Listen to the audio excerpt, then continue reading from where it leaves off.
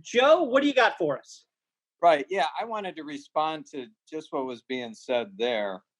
Number one, the, the about reuniting those families is on target, and taking the kids out of cages and reuniting them with the families is just absolutely great. However, that is coming from people, Jeff, that think nothing of dismembering babies in their mother's wombs.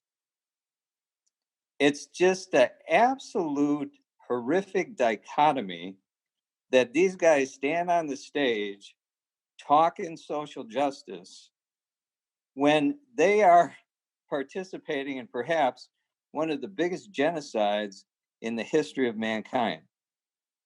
And if somebody is not going to call them on that in a real distinct way, I mean, as president, I'm at the State of the Union address showing the movie The Silent Scream. I mean, it is our country has gotten that nuts that we can't see the forest for the trees with this.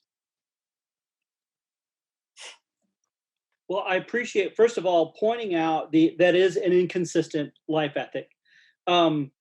There has been a lot of conditioning happening in our culture, and it has become, we're working on an uphill battle in a lot of ways, because it's being taught that being pro-life is it was almost evil in some people's eyes. So that is a hard how, in other words, I guess what I might get to is, what are your thoughts, and how do you soften hearts beyond just legislation, but how do we transform the culture to be a culture that celebrates life? Well, I think in this particular case, so in the thing I talk about, and again, to go back to Biden, Joe Biden is a Catholic. The Catholic Church teaches that abortion is murder, period. This guy is a material witness with murder every day he's in office in a real major way. And I think at this point, I mean, we've researched a lot of crisis pregnancy centers around the country and other safety nets to help women in crisis pregnancy.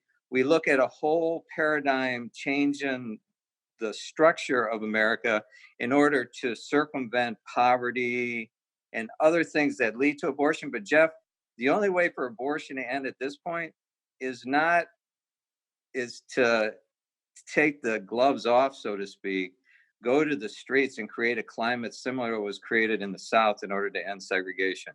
For 40 years, we waited for the next pro-life president. We waited for the next pro-life Supreme Court justice nominee. And tomorrow, there'll be 4,400 little babies that will be killed in their mother's womb. So we need some real strong, direct leadership that can confront, for instance, in the Catholic Church, the bishops in America to step forward and start to excommunicate these people and to stop this in as many fronts as possible. We have spent so much time trying to appease the progressives. Meanwhile, this genocide continues. And so we need real strong leadership that will exhort people to go to the streets and stand up against this, because we're living in Rwanda with an exponent.